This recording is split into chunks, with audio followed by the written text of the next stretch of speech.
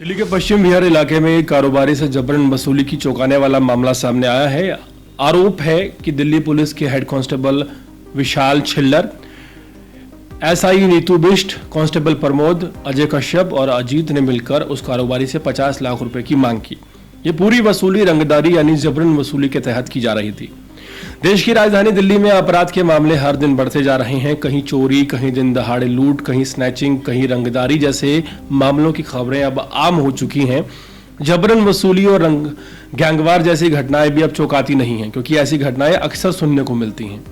लेकिन अब जो मामला पश्चिम विहार से सामने आया है, उसने सबको चौंका कर रख दिया है। इस मामले को लेकर समझ में आता है कि आखिर दिल्ली में अपराध क्यों कम होने की जगह लगातार बढ़ता जा रहा है। दिल्ली पुलिस के कुछ अधिकारी अब रक्षक की जगह भक्षक बनते जा रहे हैं। जिन पर जनता की रक्षा की जिम्मेदारी है, वही कानून को ताक पर रखकर अपराध में लिप्त पाए जा रहे हैं।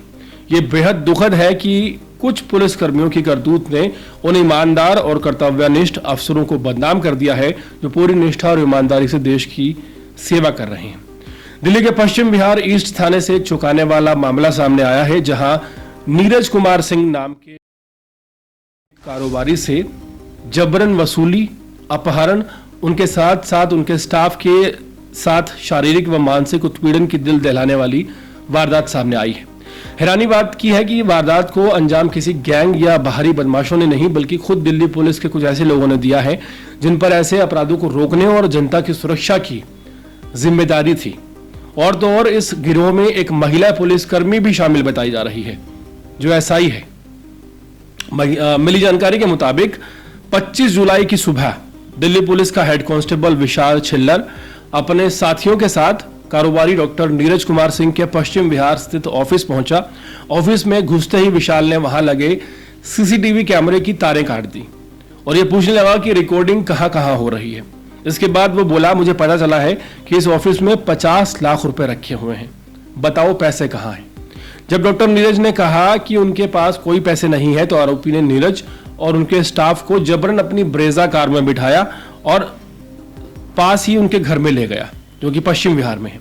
लेकिन वहां भी कुछ नहीं मिला, तो पुलिसकर्मी नीरज और उनके 2 कर्मचारियों को पीड़ागुड़ी फ्लाईओवर के नीचे बने एक पुलिस बूथ में ले गया, जहां उनके साथ मानसिक और शारीरिक रूप से बुरा व्यवहार पुलिस के द्वारा किया गया। इस दौरान डॉक्टर नीरज का एक जानकार वहां पहुंचा। मौके पर मौजूद एक पुलिसकर्मी ने उनसे कहा कि मामला यहीं सुलटा देते हैं, अगर अभी 40 लाख रुपए दे दोगे तो इन सभी को छोड़ देंगे, वरना झूठा मुकदमा लगाकर जेल में डाल देंगे। अपनी शिकायत में कारोबारी डॉक्टर नीरज ने लिखा है कि पुलिस की वर्दी में एक व्यक्ति और सिविल ड्रेस में कुछ लोग लगातार मेरे स्टाफ को पीट रहे थे और गंभीर शारीरिक व मानसिक प्रताड़ना दे रहे थे। बार बार 50 लाख रुपए की मांग कर रहे थे। उन्होंने मुझे धमकी दी, यदि मैंने पैसे नहीं दिए तो मेरे साथ भी वैसा ही करेंगे और मेरे स्टाफ के साथ जैसा किया जा रहा है। मुझे मजबूर होकर उन्हें 20,50,000 रुपए देने पड़े, जिनमें से 10,50,000 रुपए नगद और 10 लाख रुपए अकाउंट नंबर, जो कि एक यस बैंक का अकाउंट था, उसमें ट्रांसफर किए गए। ये सब दबाव और डर के माहौल में बिना किसी कानूनी आधार के किया गया। इस तथाकथित वसूली के लिए कोई आधिकारिक दस्तावेज या रसीद नहीं दी गई।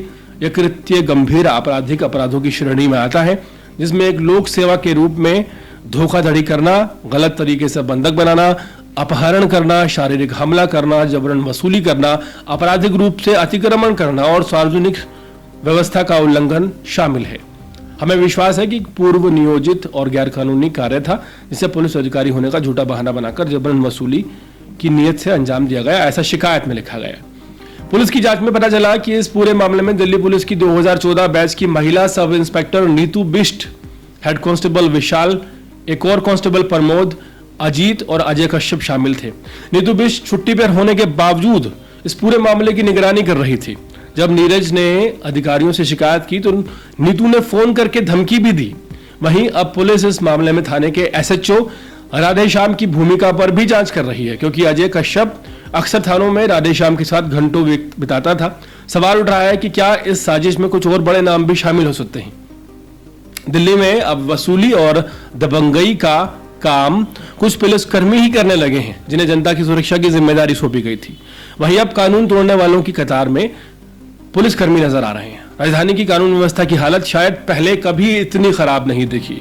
सबसे बड़ा सवाल यह है कि जब 27 साल बाद एक राष्ट्रीय पार्टी दिल्ली में वापसी करती है तो जनता ने ये उम्मीद की थी कि अब बदलाव आएगा, अब कानून का राज होगा, अब एक आम आदमी सुरक्षित महसूस करेगा। लेकिन आज हालात ये हैं कि दिन दहाड़े कारोबारी से पैसे ऐंठ लिए जाते हैं और वो उन्हीं लोगों के जरिए जो वर्दी पहनकर उनकी रक्षा का दावा करते हैं।